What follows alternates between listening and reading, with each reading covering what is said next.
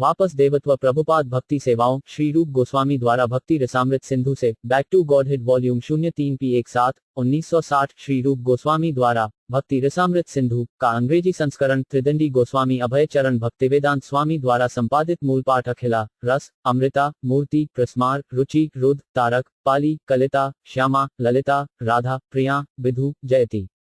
अनुवाद भगवान श्री कृष्ण जो श्रीमती राधा रानी की सबसे प्रिय पत्नी हैं, सभी महिमाओं के साथ अनंत काल तक मौजूद हैं। वह अपने शाश्वत रूप में सभी समावेशी व्यक्तित्व मधुर पालौकिक हैं।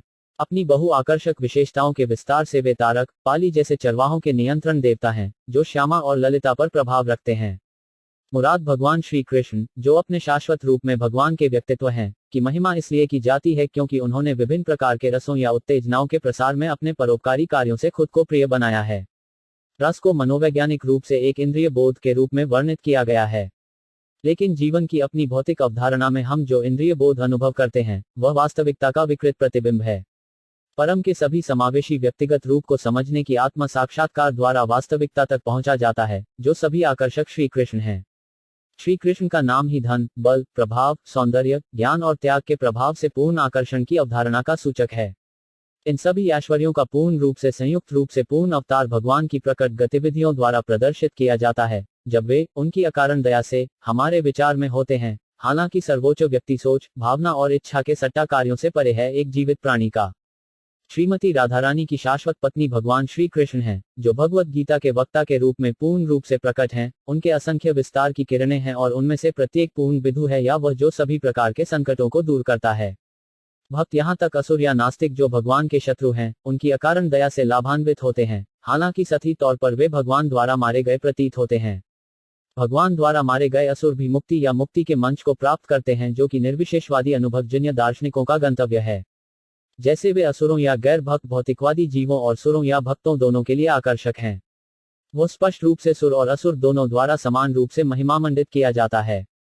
कुरुक्षेत्र के युद्ध के मैदान में अर्जुन के विपरीत खेमे द्वारा भी भगवान श्री कृष्ण की महिमा की गई थी, जब भीष्म ने भगवान श्री कृष्ण को अर्जुन के विजयी योद्धा के रिश्तेदार होने के लिए संबोधित किया था। और जो कुरुक्षेत्र के युद्ध के मैदान में मारे गए थे, वे केवल मैदान में मरते हुए अपनी आंखें उस पर टिके रहने से मुक्ति के उच्चतम स्तर को प्राप्त कर चुके थे।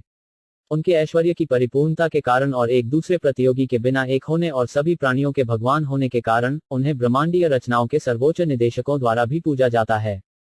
वह अपनी व्यक्तिगत सजावटी विशेषताओं से भी आकर्षक है। भगवान श्री कृष्ण को हमेशा उपयुक्त स्थिति के बहु आभूषणों से सजाया जाता है।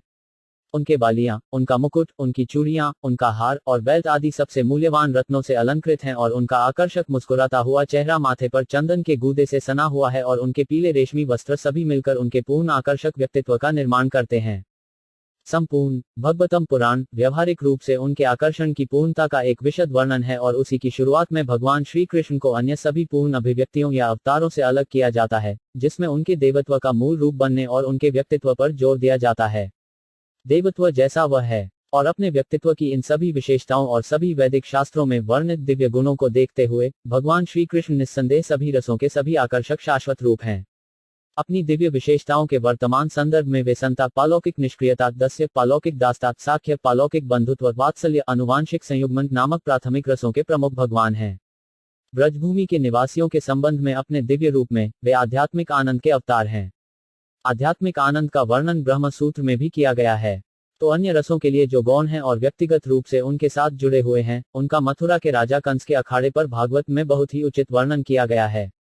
वहां उनका वर्णन इस प्रकार है। मल्लिनम आसन पहलवानों के लिए वज्र, नारनम नारबारा साधारण व्यक्ति के लिए वह पुरुष का सबसे उत्तम रूप है, स्त्रीनाम स्मारा मूर्तिमंत महिला के लिए वह कामदेव या विपरीत लिंग की सबसे वांछित प्रतीत होती है, गोपनाम स्वजन के लिए चरवाहे वे सबसे प्यारे रिश्तेदार प्रतीत होते थे, असतम खीतिभुज शास्त्र अपराधी दिमाग वाले शासकों के लिए वे सबसे बेमानी राज्यपाल प्रतीत होते थे, और स्वपित्रो शिशु माता पिता के लिए वे एक छोटे बच्चे के रूप में प्रतीत होते थे। मृत्यु भोजपते वे प्रकट हुए भोज या कंस के राजा के सामने मृत्यु का अवतार होना। विराट अविदुषम उन्होंने कम बुद्धिमान व्यक्तियों के लिए सर्वव्यापी सार्वभौमिक आत्मा के साथ अपनी पहचान की। तत्वम परम योगिनम वे रहस्यवादियों को परम सत्य के रूप में प्रकट हुए। वृष्णिनम परदेव वैष्णवों के लिए या विष्णु के वंशजों के लिए वे सर्वोच्च पूजनीय देवता प्रतीत हुए।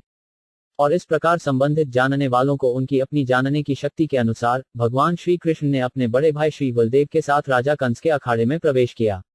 प्रकट शास्त्रों में रसों को 12 अलग अलग सेटों के रूप में वर्णित किया गया है। वे इस प्रकार हैं: 1. रौद्र क्रोध 2. अद्भुत अद्भुत 3. श्रृंगार संयुग्म 4. हास्य हास्य 5. वीरा शिष्ट 6. दया दयालु 7. दास्य दास्ता 8. साख्य बंधुत्व 9. भयानका भयावह 10. विद्भत्सा चौंकाने वाला 11. शांता तटस्थ 12. वात्सल्य माता पिता. श्रृंगारा और माधुर्य रस एक ही हैं। ये 12 रस मानक रस हैं और भगवान श्री कृष्ण स्पष्ट रूप से इन सभी रसों के अवतार हैं। वह न केवल श्रीमती राधा रानी के साथ माधुर्य रस या श्रृंगार रस का भोक्ता है, बल्कि जब वह कंस और जरांध जैसे असुरों का वध करता है तो वह विवात्स्य रस का भोक्ता होता है। भगवान की रचना में एक दूसरे के साथ व्यवहार करने के मामले में उपर्युक्त मानक 12 रसों के अलावा और कुछ नहीं है। किसी एक रस द्वारा या तो अपने मूल रूप में या विकृत रूप में जीवों की गतिविधियों को तेज किया जाता है, लेकिन सभी रस पालौकिकता से उत्पन्न होते हैं। रस के किसी भी प्रकार के पारस्परिकता का कोई अस्तित्व नहीं है यदि वह सर्वोच्च से उत्पन्न नहीं हुआ है। जो कुछ भी है उसका मूल स्रोत परमपिता परमात्मा से है और यह वेदांत सूत्र जन्माद्यस्य यतः के पहले सूत्र द्वारा पुष्टि है। और श्री कृष्ण भगवान के मूल रूप होने के कारण वे निश्चित रूप से ऊपर वर्णित सभी रसों के जलाशय फव्वारा प्रमुख हैं, और इस तरह उसके संबंध में रस प्रकृति में निरपेक्ष हो जाता है। भगवान परम सत्य होने के नाते उपरोक्त रसों में से कोई भी अपनी सेवा के साथ पारस्परिक संबंध के संबंध में प्रकृति में निरपेक्ष है। भगवान सभी रसों के भोक्ता होने के नाते पारस्परिक या तो प्रत्यक्ष या अप्रत्यक्ष रूप से विभिन्न रसों का आदान प्रदान करने वाले भगवान के संवैधानिक दास हैं। और इसलिए जो भक्त दस्य, साख्य, वात्सल्य और माधुर्य के प्राथमिक रस में सीधे भगवान की सेवा करते हैं, वे रौद्र, अद्भुत, हास्य आदि के द्वितीयक रसों में उनकी सेवा करने वालों की तुलना में सुपर सेवक या शाश्वत सेवक हैं, जो कुल 7 हैं। जीव की वास्तविक स्थिति भगवान की सेवा करना है और कुछ नहीं। जीव भौतिक या आध्यात्मिक रूप से अपने अस्तित्व के किसी भी स्तर पर पूर्ण गुरु नहीं बन सकता। भौतिक रूप से वह स्वयं को स्वामी के रूप में मिथ्या रूप से प्रस्तुत कर सकता है और उस प्रयास में चकित होकर ऐसे दास भगवान के साथ एक होकर अपने अस्तित्व को नष्ट करने की इच्छा रखते हैं। भगवान के साथ एक होने की यह इच्छा शांत रस के अधिकार क्षेत्र में भी नहीं है और इसलिए 5 प्राथमिक रसों को छोड़कर अन्य सभी रस आध्यात्मिक क्षेत्र से बाहर प्रदर्शित होते हैं। लेकिन उनकी एकता प्राथमिक 5 रसों में पालौकिक रूप से महसूस की जाती है, क्योंकि निरपेक्ष क्षेत्र में यद्यपि भगवान और उनके शाश्वत पारस्परिक या शाश्वत सेवकों के बीच प्राथमिक रसों का निरंतर पारस्परिक संबंध होता है, गुणात्मक रूप से भगवान और सेवकों के बीच कोई अंतर नहीं होता है। निरपेक्ष क्षेत्र में राधा रानी और कृष्ण या यशोदा और कृष्ण आदि में कोई अंतर नहीं है। निरपेक्ष क्षेत्र और सापेक्ष दुनिया में पारस्परिक अनिवार्य रूप से और गुणात्मक रूप से एक ही हैं, लेकिन मात्रात्मक रूप से 2 अर्थात भगवान और सेवकों के बीच अंतर है। भगवान सभी रसों की आपूर्ति का विशाल स्रोत हैं, जबकि जीव केवल अपनी अलग क्षमता में प्राप्त करता है। दूसरे शब्दों में भगवान संपूर्ण हैं, जबकि उनके सेवक केवल संवैधानिक अंग और पार्सल हैं। इसलिए अंशों और अंशों में आनंद लेने की सीमित शक्ति है और इस तरह भगवान के अंशों और अंशों को वास्तव में शब्द के उचित अर्थों में भोक्ता नहीं कहा जा सकता है। रसों के ऐसे प्रतिकारकों को इसलिए उचित रूप से भोगी या भगवान द्वारा भोगने वाले भोग का दास कहा जाता है। यद्यपि पारस्परिकता का रस भगवान और सेवक दोनों द्वारा समान रूप से सहभागी होता है, भगवान प्रधान भोक्ता हैं जबकि अंश और पार्सल प्रमुख भोक्ता हैं। जीव का वास्तविक भोग इस तरह से प्राप्त होता है, अन्यथा वह अपनी संवैधानिक स्थिति को नष्ट करके भगवान के साथ खुद को विलीन कर सकता है, क्योंकि वह सर्वोच्च से निकला है। भागों और पार्सलों की यह संवैधानिक स्थिति मुख्य रूप से निरपेक्ष क्षेत्र में मौजूद है, जबकि द्वितीयक रस सापेक्ष दुनिया में प्रकट होते हैं। जब भगवान इसलिए अपने सेवकों के साथ द्वितीयक रस का आनंद लेना चाहते हैं तो भगवान की इच्छा से इस तरह के पारस्परिक संबंध को सापेक्ष दुनिया में अस्तित्व में लाया जाता है। ये द्वितीयक रस जब वास्तव में निरपेक्ष व्यक्ति के साथ जुड़े होते हैं तो परिणाम अन्य प्राथमिक रसों के समान ही होता है। इसलिए भगवान और कंस के बीच प्रदर्शित विविध रस भी श्री कृष्ण के पूर्ण व्यक्ति बनने के कारण कंस की मुक्ति में समाप्त हो गया। इसलिए सेवक जीवित प्राणी यदि वह उपरोक्त रसों में से किसी एक का भी स्वाद लेना चाहता है तो उसे श्री कृष्ण के साथ उसका प्रतिदान करना चाहिए, जो कि असीमित महासागर या सभी रसों का स्रोत है। कृष्ण के साथ इस तरह के आदान प्रदान से कोई भी उस संसाधन से किसी विशेष प्रकार के रस की कोई भी राशि प्राप्त कर सकता है। गोपाल तपनी इसलिए निर्णायक रूप से निर्देश देता है कि कृष्ण सभी रसों के सर्वोच्च फव्वारा प्रमुख हैं, जिनकी पुष्टि श्रुति या वेदों द्वारा भी की जाती है।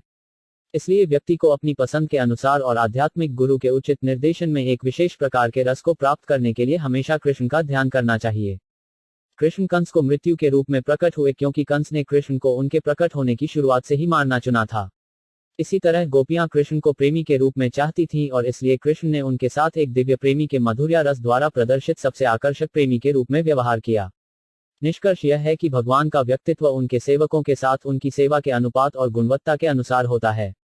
कृष्ण और स्वयं के बीच रस के इस पारस्परिक आदान प्रदान के अलावा कोई भी कुछ नहीं कर रहा है और इस प्रकार भौतिक ऊर्जा के साथ दूषित होने में भ्रम में सेवा के अनुपात और गुणवत्ता में वांछित परिणाम प्राप्त कर रहा है, जबकि ऐसी सेवा पूर्ण क्षेत्र में पालौकिक है जहां भ्रम इसके द्वारा विशिष्ट है केवल अनुपस्थिति।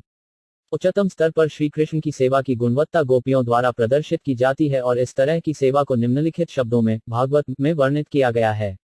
वह कौन सी तपस्या है जो गोपियों ने की थी ताकि उन्हें भगवान की सुंदरता के अमृत के पीने का आनंद लेने का सौभाग्य प्राप्त हो, जो कि उनके अन्य ऐश्वर्यों की तरह अथाह है। इसलिए गोपियों के साथ रस का उच्चतम पालौकिक गुण भगवान द्वारा दिया जाता है और उनमें से तारक, पाली, श्यामा, ललिता और श्रीमती राधारानी नाम की विशेष रूप से उल्लिखित गोपियां महत्वपूर्ण हैं।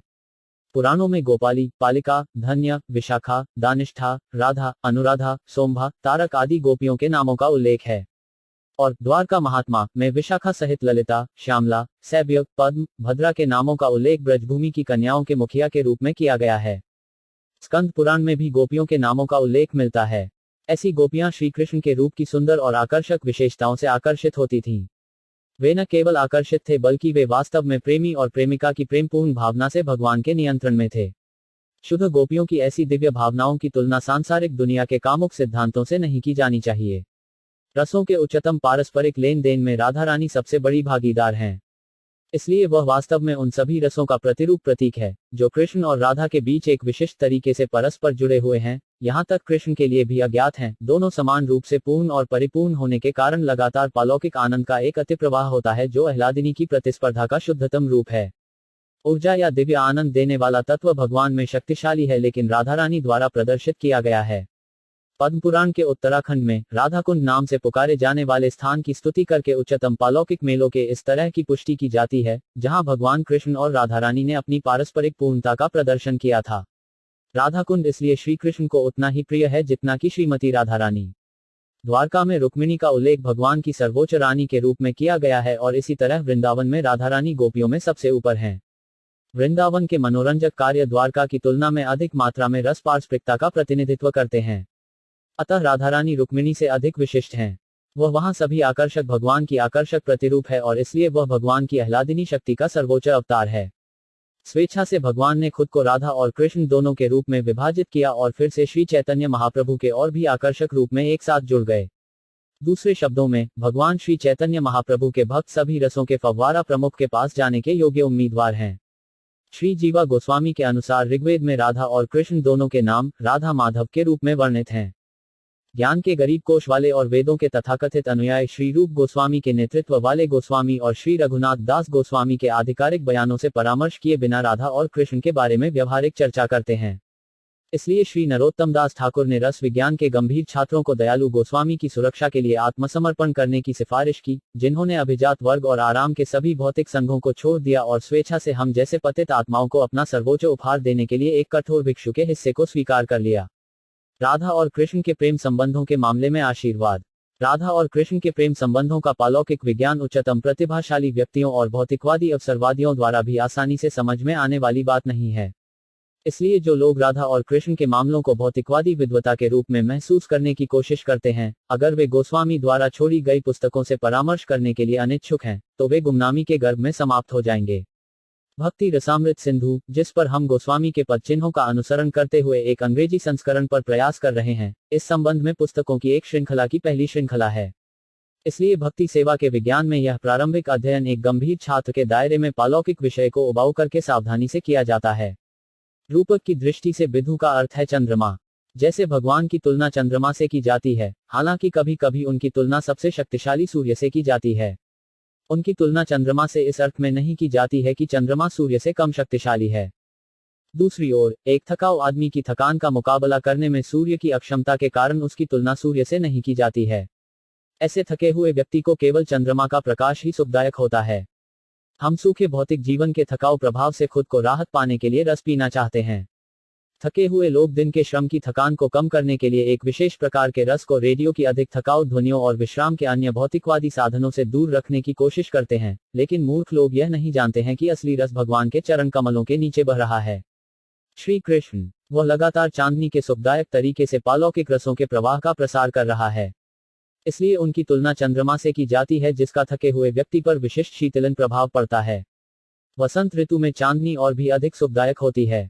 वसंत चंद्रमा अन्य ऋतुओं के सभी रसों का योग है और इस प्रकार श्री कृष्ण की तुलना तारक आदि नाम के टिमटिमाते सितारों के साथ खुशी से प्रदर्शित चंद्रमा के साथ की जाती है। उस रूपक व्याख्या में रुद्ध शब्द का अर्थ है ढका हुआ और पाली का अर्थ है सीमा। दूसरे शब्दों में चंद्रमा की किरणों ने तारों की श्रेणी के टिमटिमाते प्रकाश को ढक लिया है। चंद्रमा के इस सुंदर स्वरूप को रात्रि में प्रदर्शित किया जाता है जिसकी तुलना श्याम श्याम के नाम से की जाती है। शब्दों के इस लाक्षणिक संयोजन में ललिता का अर्थ है मनोरंजन और अमृता स्वयं चंद्रमा का प्रकाश है। जिस प्रकार चांदनी, तारे और उनका पारस्परिक मनोरंजन केवल रात में ही संबंधित है, उसी प्रकार दिव्य रस के उच्चतम उत्साह में भगवान श्री कृष्ण की लीला भी श्रीमती राधारानी और उनके शाश्वत सहयोगियों के साथ अकेले रात में संभव है। उस रात में चंद्रमा द्वारा प्रकाशित अनुराधा या राधा के रूप में जाने जाने वाले तारे विशाखा नाम के तारे से अधिक घनिष्ठ रूप से जुड़े होते हैं। जिस प्रकार वसंत की पूर्णिमा की रात्रि में चंद्रमा अधिक सुंदर होता है, उसी प्रकार रस के आदान प्रदान के मामले में भी कृष्ण का आकर्षण पूर्ण रूप से प्रदर्शित होता है। यह लेख यहाँ समाप्त होता है। एड